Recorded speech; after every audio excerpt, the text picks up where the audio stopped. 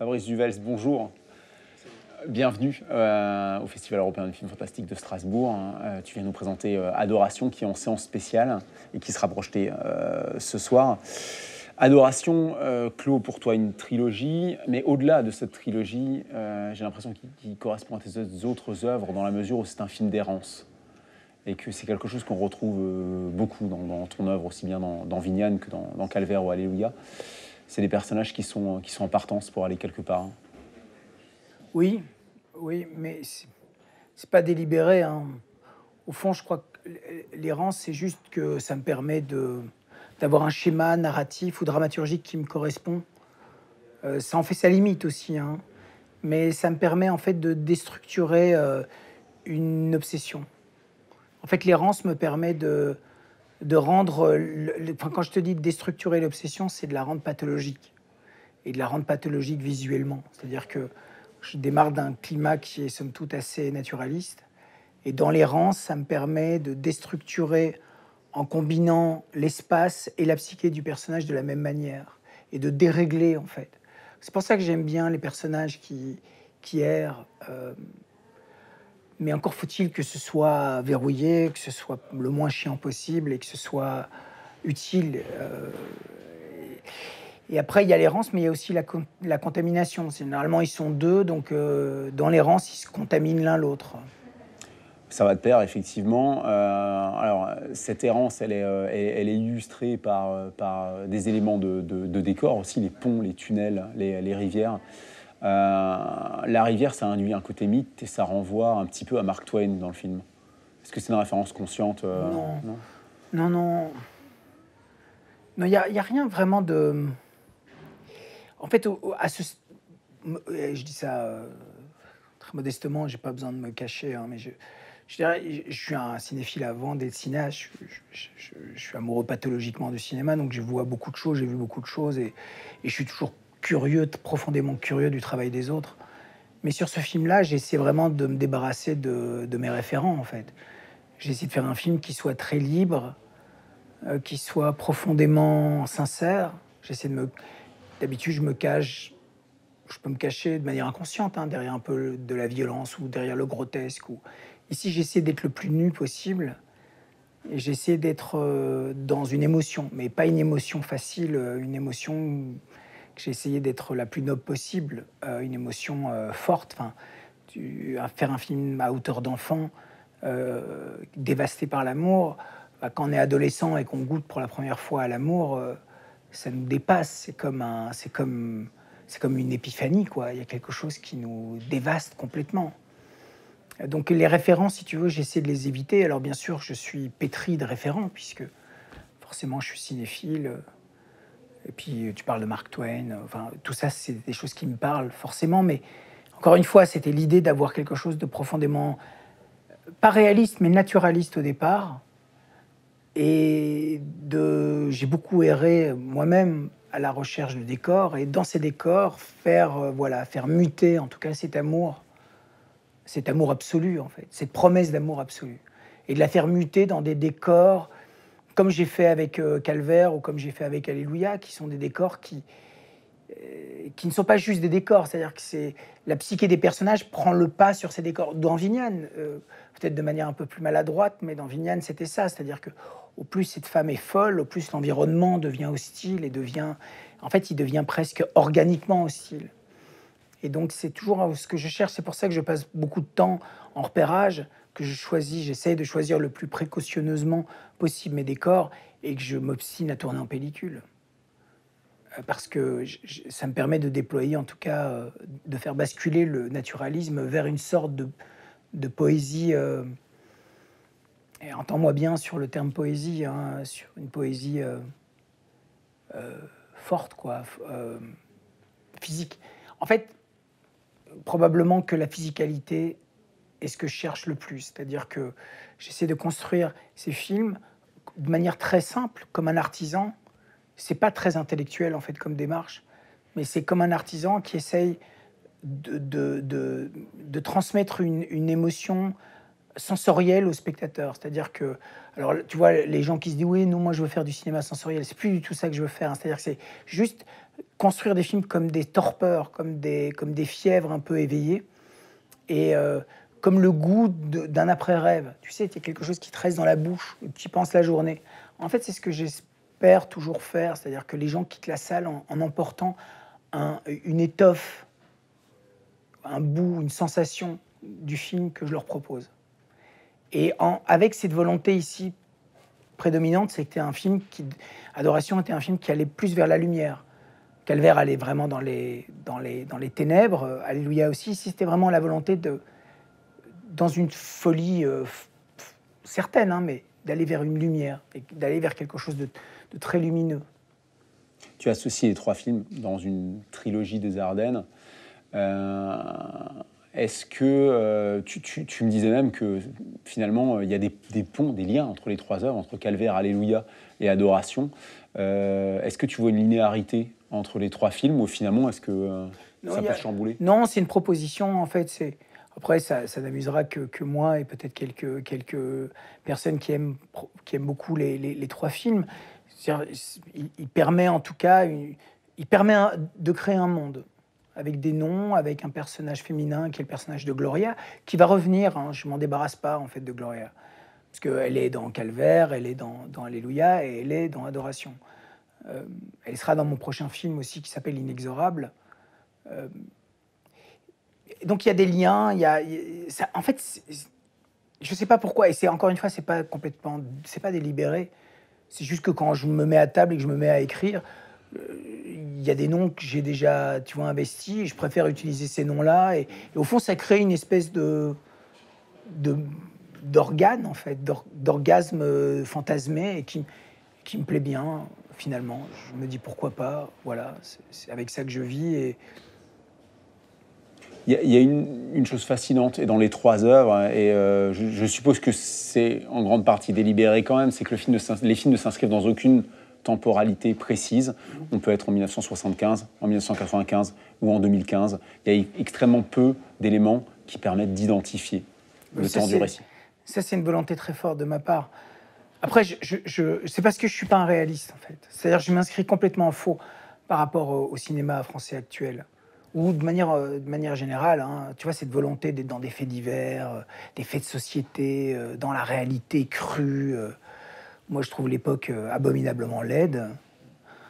Les voitures sont moches, les bus sont moches, les gens s'habillent comme des sacs. Enfin, tu vois, je veux dire, les années 50, c'était quand même nettement plus réjouissant. Alors, je suis pas un passéiste, hein, tu vois, mais enfin, tu vois, les femmes s'habillaient extrêmement bien, les hommes étaient extrêmement bien habillés, les voitures avaient, tu vois, tout était designé, tout était pensé. Aujourd'hui, espèce de globalisation de tout, où tout ressemble à rien. Donc en fait, c'est pour ça que je résiste de manière féroce au digital. Je hais le digital. Pour moi, c'est la fin du monde, quoi. Enfin, c'est vraiment l'horreur absolue. C'est le diable, le digital.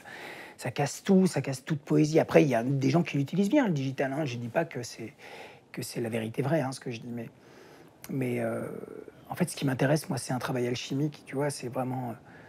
J'aime la transformation, j'aime l'idée que ça se transforme. Et puis j'aime créer des univers. Alors je dis pas que enfin, voilà, c'est les miens en tout cas, mais c'est mes propositions. Et j'aime que ces films puissent rester comme ça, qu'ils puissent ne pas vieillir. En tout cas, j'espère qu'ils ne vieillissent pas. Et je dois dire que j'ai été très surpris parce que les Japonais nous ont demandé de refaire un étalonnage de Calvaire il y a quelques temps, et je l'avais plus revu depuis l'époque, et le film n'a pas vieilli. Mais pas vieilli. Tu ressors le film aujourd'hui, c'est le même. Il n'a pas vieilli. Et je pense que Alléluia et Adoration auront la même... voilà, c'est des films qui sont dématérialisés, en même temps très, très, très organiques, quoi, tu vois. Et ça, donc mais ça, c'est un gros travail, mais c'est du travail d'artisanat, hein. Ça, c'est vraiment... donc tu vois une attention au décor, un travail sur les patines, sur les textures, donc les textures des costumes, tu vois, par exemple sur Adoration, il y avait un travail d'épure qui était complet, c'est-à-dire qu'on voulait vraiment revenir à des couleurs primaires, un peu comme dans le cinéma russe ou le cinéma polonais des années 80. Donc tu vois tout de suite le rouge, le bleu, le vert est absolument incroyable. Tu vois, on n'est plus habitué à des trucs comme ça, puisque tout est aujourd'hui un peu délavé. Tu vois, tu vois les films aujourd'hui, enfin, on voit pas les différences, quoi. Enfin, moi, je suis très nostalgique de ça, hein. Oui, je vois. T'es pas passéiste, mais nostalgique. Ben, je suis nostalgique, en tout cas, d'une certaine exigence de mise en scène. Mais bon, après, ça me regarde moi. Peut-être que j'ai tort, hein. Mais je vois tellement de films qui sont mal branlés, qui sont mal foutus, mal pensés, mal éclairés. Tu vois, enfin, c'est un détail, mais non, c'est pas un détail, c'est fondamental à mon travail. C'est-à-dire qu'avec mon chef-op, eh ben, il est hors de question d'avoir deux sources. Il y a une source et je veux pouvoir la justifier, la source. Mais ce travail-là, par exemple, me permet de gagner énormément de temps en étalonnage. Tu vois, l'inverse aujourd'hui, c'est que les gens tournent flat et après, ils font de la lumière en étalonnage. Mais mon Dieu, quoi, mais on marche sur la tête, quoi. Un chef-op avec un metteur en scène, ça pense la lumière, ça éclaire, et on est capable de justifier tout ça. Et donc après, généralement, quand on tourne en pellicule et qu'on sait exposer, eh ben, en étalonnage, moi j'y passe 4 jours. Hein. Et t'as vu la gueule du film. Tout à fait. Tout à fait. Donc tu vois, à un moment donné, on peut dire ce qu'on veut, mais enfin, il y a des trucs que je comprends plus, en fait. Et c'est ce que disait Vittorio Storaro, que le numérique nous a fait passer une époque où on prenait les décisions sur le tournage, à une époque où on prend les décisions en post-production. Oui, oui, mais alors ce qui est terrible, c'est que les gamins, aujourd'hui, ils n'ont jamais tourné en pellicule. Et ça, c'est terrible. Mais je pense que de toute façon, j'ai pas d'autre choix que de me résigner à ça, hein. Moi, je peux juste, dans mon côté, parce que j'ai encore la main, pour l'instant, de tourner, de continuer à vouloir tourner en Super 16. Et encore une fois, hein, tu vois, je ne suis pas contre le numérique. Il y a des gens qui utilisent le numérique extrêmement bien. Mais je pense que utiliser un médium, enfin quel qu'il soit, à un moment donné, il faut pouvoir avoir une idée claire de sa mise en scène et de son exposition, de ce qu'on éclaire dans un film, ce qu'on éclaire dans une scène. Et je vois un tel dérèglement de la mise en scène aujourd'hui. Et encore, moi, je veux pas faire le chantre, tu vois. Mais c'est que mon avis, hein, ça regarde que moi. Mais c'est pas très grave au fond, parce qu'aujourd'hui, voilà, je continue à être très curieux du monde et très curieux de ce qui se fait. Mais en tout cas, dans mon artisanat, dans le mien, avec mes collaborateurs, voilà, il y a une exigence qui est très très forte sur les matières, sur les textures, sur les brillances, sur les éléments. Donc la boue, la pluie, les flares. Et pas n'importe comment, parce que tu vois, aujourd'hui, l'utilisation des flares, c'est catastrophique, quoi. Surtout en digital, c'est vraiment... Enfin bon, écoute, peu importe. Sur la pluie, c'est fantastique, la texture que la pluie peut avoir dans le film. Quand elle vient heurter les éléments, il y a quelque chose qui est propre à la pellicule. Alors pour travailler en pellicule, tu avais un premier partenaire qui était Benoît Déby. Ouais. Maintenant, tu travailles depuis 2 ou 3 films avec Deux Denis films Dacos. avec Dacos, ouais. Ok. Ouais. Et du coup, tu arrives à conserver une continuité dans le travail. Ils te rejoignent tous les deux sur le... Tu vois bien qu'il n'y a pas de gap extraordinaire entre les films. Même le film qui est assez moyen, hein, que j'ai fait aux États-Unis, c'est la chef opératrice avec laquelle j'ai travaillé. On a beaucoup travaillé ça, les textures. On a réussi à imposer le 35, ce qui n'était pas 3 perfs, ce qui n'était pas évident, mais on a réussi à travailler au moins ça. C'est-à-dire qu'au moins j'avais cette latitude-là de travailler les brillances et les textures. Mais c'est parce que je travaille avec les chefs opérateurs comme je travaille avec les acteurs. Et je les investis. Moi, je ne suis pas chef opérateur, mais en tout cas, je sais ce que je veux. Je sais ce que je veux, donc à partir du moment où... après, je peux être très dogmatique, mais c'est toujours dans l'idée de faire avancer les choses. C'est pas des dogmes pour faire chier, hein. En fait, ils cherchent une épure. Et vous êtes une poignée aujourd'hui encore à travailler en pellicule. Est-ce que tu ressens une pression des financeurs, des producteurs pour non? Non, parce qu'aujourd'hui, j'ai un système, tu vois, et je fais des films avec très peu d'argent. Tu sais, enfin, Adoration, c'est un film qui a coûté à peine 2 millions. Et j'ai pu tourner en Super 16. Mais après, j'ai des collaborateurs qui sont malins. C'est-à-dire qu'à Bruxelles, il y a encore un studio, il y a encore des gens avec lesquels je peux travailler ça. Après, le problème de la pellicule, si tu veux, aujourd'hui, c'est les TC. C'est-à-dire que quand tu tournes, après, tu envoies tes rushs au labo, ils t'envoient des TC. Mais comme il n'y a plus de bain, en fait, tout est clair, tout est moche. Et donc, tu dois monter avec des trucs qui sont un peu... Parfois, tu te dis, j'ai vraiment voulu tourner en pellicule. Et donc, les gens viennent voir le film, ils disent, mais c'est un peu éclair, c'est un tout. Et je dis non, non. Et comme les gens, souvent, tu vois, surtout les producteurs, les machins, les financiers, ils ont pas, tu vois. Il faut attendre vraiment que les scans soient faits. Alors, quand les scans sont faits, là, je peux te dire que c'est la fête. Les gens, ils viennent voir. Ils disent, oh, et spécialement sur Adoration, je dois dire que tout le montage s'est fait dans une difficulté parce que le TC était vraiment pas terrible.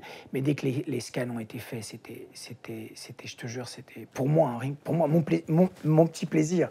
Oh mon Dieu, quel bonheur, quoi. Travailler sur cette image-là, c'était renversant. C'est aussi un rapport de travail différent, la pellicule, dans la mesure où tu dois faire plus confiance à ton chef-op. Oui, mais après, je commence à avoir de l'expérience. Je sais ce qui branle. Hein. Je vois très vite, je vois très vite les choses. Et puis après, je suis. En fait, c'est pas un amoureux. Je suis pas un amoureux de la belle image parce que la belle image, si elle a pas de fond, je m'en fous. Euh, En fait, c'est un équilibre parce que tu vois, il y a des gens.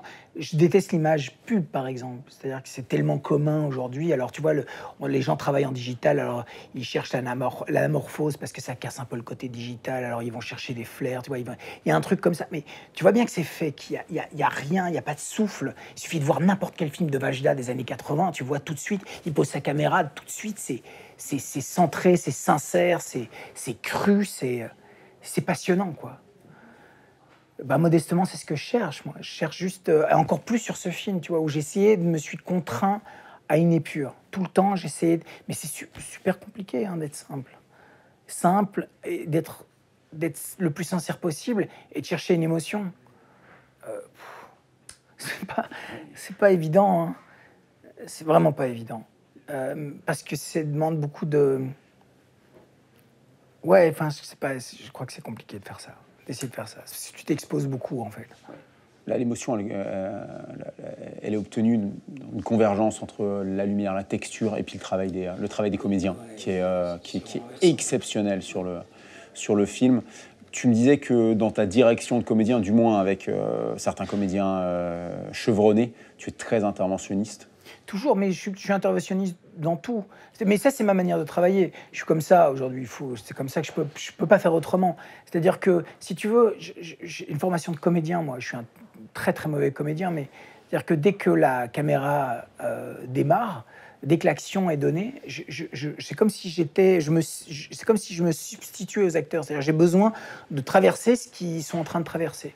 Donc je suis à leurs pieds, je parle pendant les scènes. Ce qui est un cauchemar pour mon preneur de son. Hein, ce qui est vraiment aujourd'hui j'ai appris 2-3 trucs, etc. Mais il faut tout refaire. Enfin c'est très compliqué parce que je ne peux pas m'empêcher de les toucher, de les manipuler, de leur parler, d'intervenir. Et donc c'est parfois compliqué, surtout avec des comédiens qui sont chevronnés ou qui sont un peu en place. Quand c'est des enfants ou des adolescents, à un moment donné, ils s'y font et c'est comme ça que ça se passe. Et puis après, j'ai des gamins qui sont exceptionnels.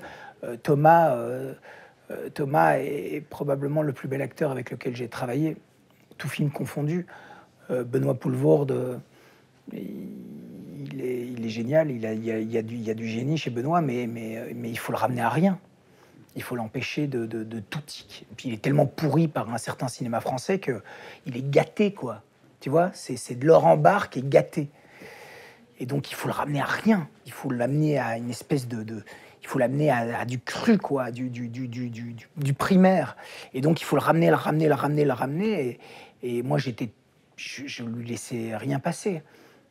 Et parfois ça a été un peu conflictuel entre nous, mais je pense qu'il sera très content de se voir dans le film parce que moi, il me bouleverse, quoi. Je pense, jamais vu aussi émouvant. Il a une grande scène. Je pense qu'il devait se rendre compte sur le papier que c'était une grande scène déjà, parce que j'ai l'impression qu'il y va sans retenue. Il y va sans retenue et je crois que...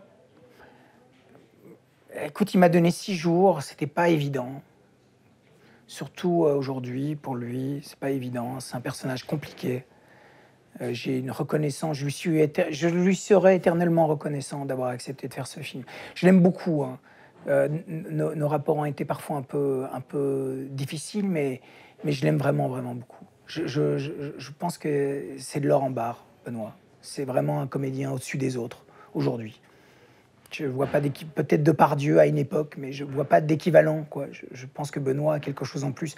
En fait, avec l'âge, il a une espèce de désespoir. Il est sombre,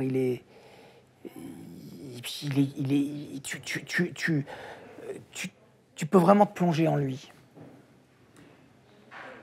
Pour parler un instant des enfants, j'ai l'impression qu'une des idées fantastiques du film, c'est l'âge des personnages. C'est ce point de jonction aux abords de l'adolescence, mais il y a encore une part d'enfance absolument énorme. Est-ce que tu es d'accord avec moi si je te dis que le film ne fonctionne pas s'ils ont 2 ans de plus? Non, même 1 an de plus. Et tu as raison parce que il était question de faire le film 1 an avant. En fait, j'ai failli le tourner à l'été 2017. Et puis j'ai eu un problème de financement et comme souvent les films sont décalés. Et j'ai été décalé à l'été suivant. Mais j'avais Fantine, mais j'avais pas Thomas. Et de toute façon, sans Thomas, je pense que, tu sais, j'ai vu 300 gamins. Hein. J'ai vu des... Et puis je cherchais des gamins un peu particuliers. J'ai été en foyer beaucoup. J'ai fait un peu de casting sauvage. J'ai fait du casting normal, mais tu sais, les castings normaux, c'est souvent un peu difficile parce que tu as les parents derrière. Et puis, tu vois, ça fait un peu petit singe savant. Les parents fantasment sur une hypothétique carrière. Donc, ils sont là en train de dire hey, « Vas-y, gamin, vas-y hein. !» Enfin, tu vois, il y a quelque chose comme ça qui est trop sage. Et je cherchais quelqu'un qui soit à part. Et Thomas m'est tombé dessus parce que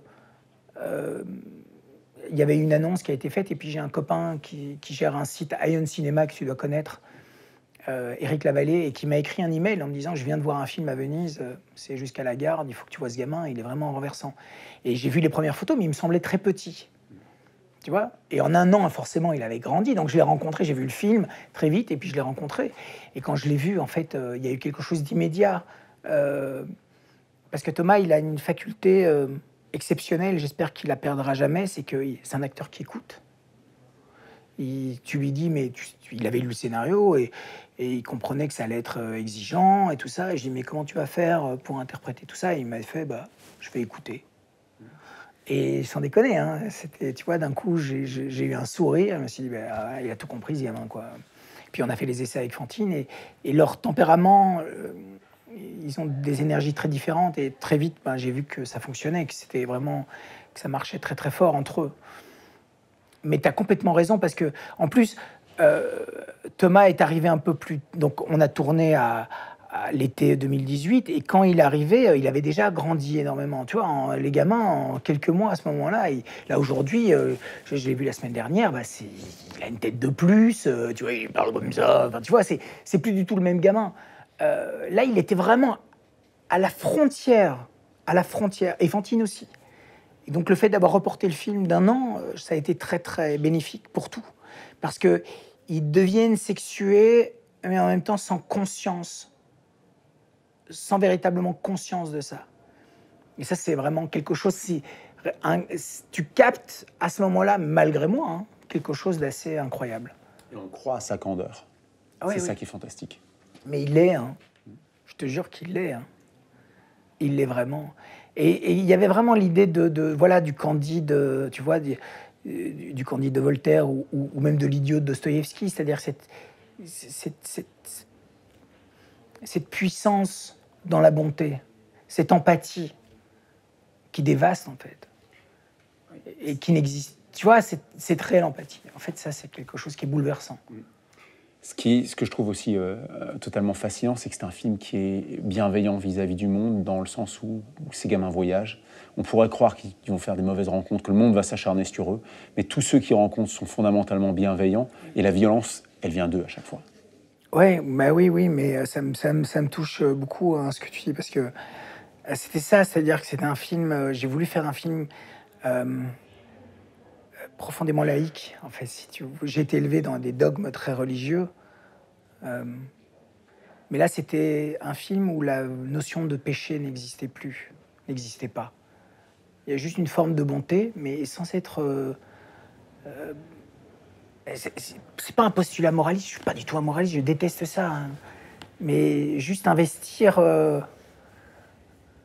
oui, des gens qui sont en empathie avec eux. Et puis la folie, en fait, c'est où le mal, puisqu'il faut l'appeler le mal, c'est une conséquence d'un dérèglement. Donc il y avait cette volonté-là. Le personnage de Benoît, il aurait pu être, tu vois, une sorte de fou maléfique, où on le présente, il est assez menaçant au début, etc. Puis on s'aperçoit non, pas du tout, c'est une espèce de de projection du gamin lui-même. Enfin, il y a des jeux de miroir comme ça. Le couple de flamands est profondément accueillant, mais dans quelque chose qui n'est pas grotesque ou tu vois, même au scénario, il y avait quelque chose qui était parfois un peu de l'ordre du sketch, où tu sais, tu flirtes très vite avec le cliché là. Et donc on s'est vraiment contraint à faire quelque chose de juste. Mais tu sais, ça paraît simple à dire, mais encore une fois, c'est pas évident quoi, à investir. Ah, bien sûr. Finalement, quand on va à l'os, le film, c'est une sorte de parabole de la découverte de l'amour. C'est tout ce qui est autour, finalement, ça sert juste leur relation et cet aspect douloureux, passionnel, et qui fait qu'après, plus rien n'existe, en fait. Oui, c'est ça. C'est une idée de ne pas abandonner sa promesse. On grandit tous plus ou moins blessés par rapport à nos ruptures amoureuses et on fait des promesses qu'on ne tient pas et puis on passe de corps en corps, tous, hein, avec l'illusion chaque fois que ce sera mieux, que ce sera plus révélateur. Et au fond, le personnage de Thomas, le personnage du petit Paul, il a ce doute à un moment donné, elle est malade, il faut la soigner, et il rompt, tu vois, il rompt sa promesse, et puis il s'en veut terriblement parce qu'il voit bien les conséquences, et donc quand il repart avec elle, oui, il touche l'absolu. Et moi, ça me bouleverse, ça. Il touche l'absolu. Et je trouve que c'est une idée qui est, qui peut être, qui est magnifique. J'ai envie de dire que tu es un cinéaste courageux. Je le disais avant à d'autres personnes, dans la mesure où le film se fout de combler tous les trous narratifs. C'est pas la question. C'est-à-dire qu'il se clôt, on va pas trop en dire, mais sur un pur geste de mise en scène. Et pour ça, tu as dû sacrifier des scènes et des acteurs brillants. Et ça demande beaucoup de résolution, ça. Oui. Il y avait une scène de fin avec Béatrice Dalle, il y a beaucoup de scènes qui ont... Mais Béatrice, elle a compris, hein. Ça, c'est une reine, hein, Béatrice. Je lui ai expliqué, elle m'a dit, mais si tu penses que c'est mieux, c'est mieux. Et puis elle était à l'avant-première, elle était ravie, elle aime beaucoup le film. Mais courageux, tu sais, c'est pas... pour moi, c'est normal. Hein. C'est-à-dire que je ne comprends pas les metteurs en scène qui cherchent le confort. Moi, je cherche pas le confort. En fait, je cherche à prendre des risques, ce qui m'a entraîné à me prendre des murs violents.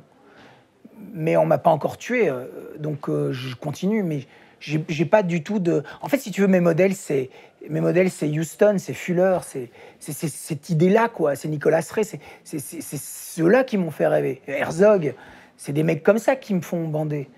C'est des mecs comme ça que je me dis, je sais que j'atteindrai jamais le dixième de ce qu'ils ont accompli, puisque l'époque, de toute façon, ne me le permettra jamais. Mais en tout cas, ce risque-là, cette volonté-là, à quoi bon sinon, tu vois, faire des films comme Daniel Thompson, je veux dire, je m'en fous complètement. Après, je respecte complètement ce que Daniel Thompson ou Cédric Clapiche font, mais c'est pas du tout ce que j'ai envie de faire. Ça m'intéresse même pas. Tu vois, et encore une fois, c'est pas du snobisme de ma part. Hein. Je respecte complètement ce que font les autres, mais moi, j'ai besoin, pour m'exciter, j'ai besoin de danser sur un volcan. Vraiment, j'ai besoin de ça. J'adore ça. Sinon, ça n'a aucun sens. Bien sûr. Dans le cinéma, il y a des Richard Thorpe, il y a des Samuel Fuller. Le cinéma, en un sens, besoin des deux. Oui. Voilà. C'est juste savoir où on est, où on se place. Voilà. Merci beaucoup de tes réponses. Hein. C'est moi, Greg. Fabrice. Et la plus belle vie qui soit au film. Voilà. Merci beaucoup.